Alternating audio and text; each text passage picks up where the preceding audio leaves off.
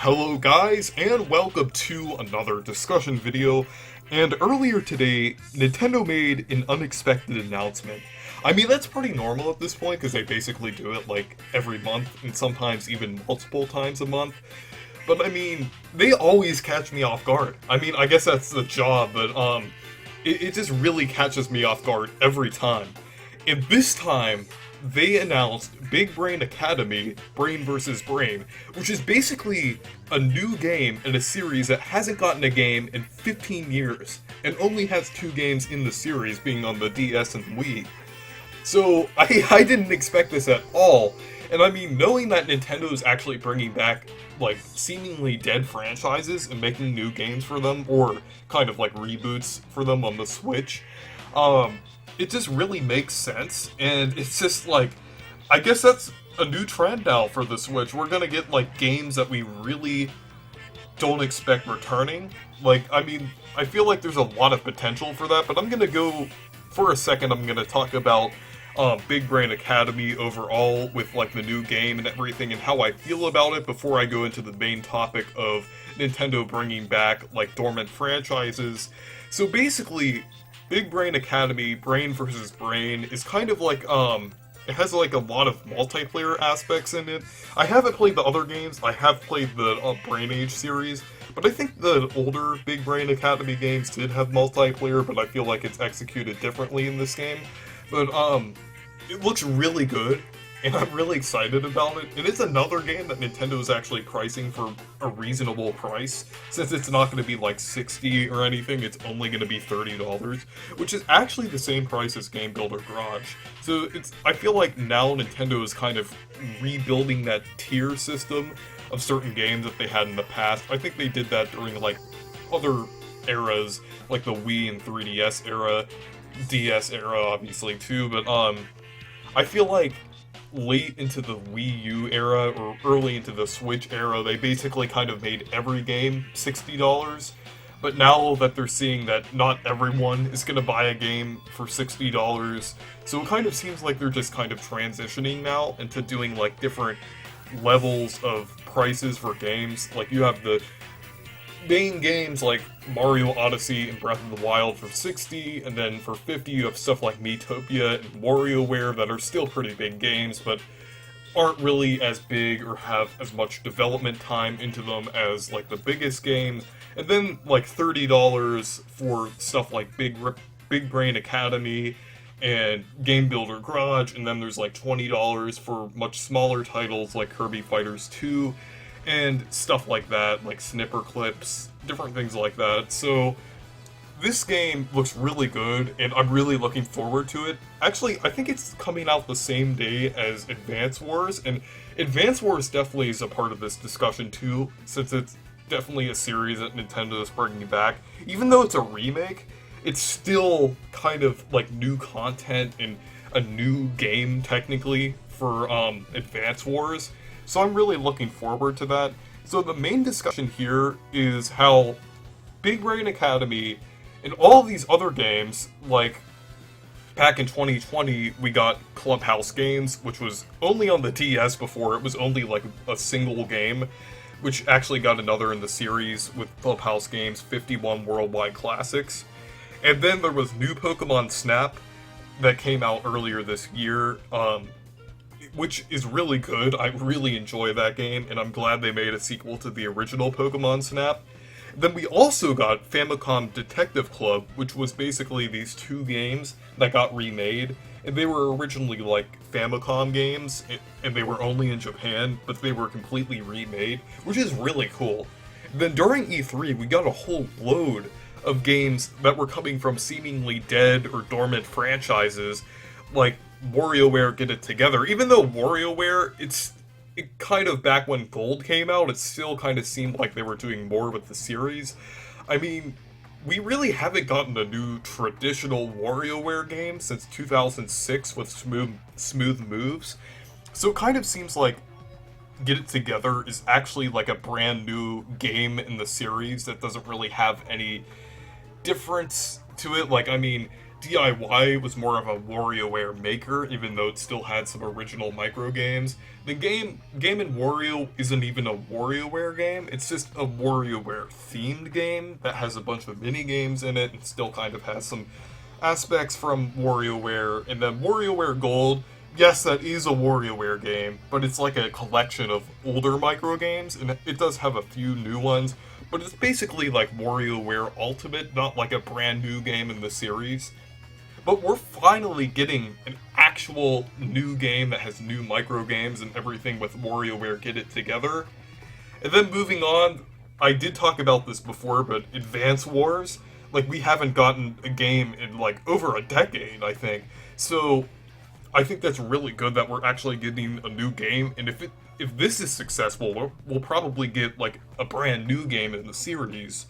And then there's obviously Metroid Dread, which is the big one, because we did get Samus Returns on the 3DS, but that was like kind of like a remake, and we really haven't gotten a new 2D Metroid since the early 2000s. I think it was like 2001, I think, or 2002, around then, with Metroid Fusion. So it's been a while. So Big Brain Academy, Brain vs. Brain, is continuing this trend because it's coming from like a seemingly dead, dormant, forgotten franchise that Nintendo like completely forgotten everything, because Nintendo has a whole load of franchises that they haven't used, and it just seems really interesting that they're actually bringing it back now, and it's really cool because this game, a lot of people really like the ones on the DS and Wii and everything.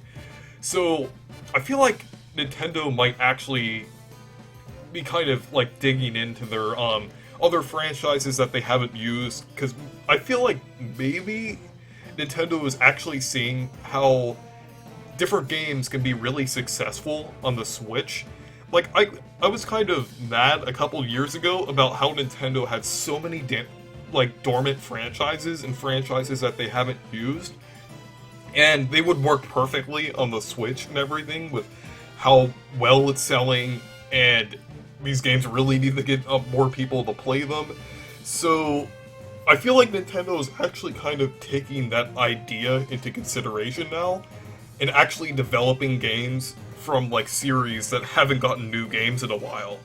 And like, this is actually working out really well, because like these series could get like consistently get more games in the future, and there's also a lot of potential for what they could do now, and it really seems like it's a trend with like a lot of franchises coming to the Switch. Like, I mean, maybe we could even get like F-Zero or something like that for the Nintendo Switch. Like, there's a lot of different franchises, like even Wario Land would be really cool to see. And they could, even though the series hasn't got, well, it got a game not extremely long ago, but it seems like it's dead because of the developers. Mario and Luigi could possibly get a new game developed by a different studio and everything. I actually think that's a possibility now, seeing how they're probably taking in a lot of these series into consideration. So, it has been like trademark or copyright. They did something like that in the past. They did like a trademark or something like that of Mario and Luigi not too long ago, so there's definitely a possibility it could happen. And there's just like a lot of potential for like dead franchises to actually come. Like, another one that's really interesting is Rhythm Heaven, because even though that game started on the Game Boy Advance in Japan, it's kind of primarily associated with the DS era, the DS Wii era, and I feel like the Nintendo Switch is bringing back a lot of that feel of the DS and Wii era. Kind of like, it might be a mixture of both, like the Switch selling really well and like and also like nostalgia for that era, because that's starting to kind of happen, even though Nintendo is seemingly stuck in like the early 90s with nostalgia for people, with like catering with like NES and SNES games. It still kind of seems like they're doing some things like with the GameCube and DS and Wii era, and I feel like a lot of that feel is coming in with a lot of these games, and the fact that they're bringing back a lot of franchises from that era, which is really interesting. And I do feel like they're bringing in franchises from like a lot of different eras that haven't been used in a while. Another one like another franchise that is seemingly dead, because I think that kind of like Mario and Luigi, I think the studio shut down. Chibi Robo, they could easily develop that game in-house or have like another studio develop Chibi Robo, or something like that. But they could actually make like a traditional Chibi Robo game again. I think that would be really cool. And not necessarily a dead, completely dead franchise. It does seem like it hasn't gotten a game in a while. Actually, I guess I'll consider it a dead franchise, because, like, the last game that had, traditional controls and everything was Donkey Kong, or Mario vs. Donkey Kong on the Game Boy Advance. But yeah, the kind of like the Mario vs. Donkey Kong games, like that style of game, like, I feel like Donkey Kong 94 and Mario vs. Donkey Kong are the only games in that kind of little sub-series that actually feel like kind of like games, core games that kind of feel like successors to Donkey Kong and everything. And every game after that one Minis game on the, I think it's like Minis on the Move on the DS, they just kind of felt like the game, they weren't bad, but they were basically just games where you guide these mini Mario figures through a level, and it was very different from what Mario vs. Donkey Kong on the Game Boy Advance and Donkey Kong 94 on the Game Boy were. So it would be really cool if they actually brought that concept back with like a new game and had like a proper sequel or even a remake to either Donkey Kong 94 or Mario vs. Donkey Kong, since that would be really cool to see like another game in that style and everything. So those are some of the ideas I have. Actually, I have a couple more. Like, another series is Wario Land. I really want to see a new Wario Land game, and it has a lot of potential. I mean, I don't think we even know what Goodfeel is working on right now, since they did develop Wario Land Shake It on the Wii, so they might be developing the next game. Who knows? We could possibly get that, or even any other franchise that I'm not thinking of. There's a lot of dormant Nintendo franchises, maybe even the Mother series. Maybe like a remake or a collection. I know they're probably not gonna make a new game, because Itoi said that they probably weren't gonna make a new game. It's kind of like completed now. But seeing something like a remake or a collection of the Mother series would be really cool. Like, actually, like a localization of Mother 3 would be really cool, but that's... Nintendo will never do that. But anyways, thank you guys for watching this video. Make sure to leave a like and subscribe for more, and make sure to check out my Discord server and Twitter if you want to. Goodbye.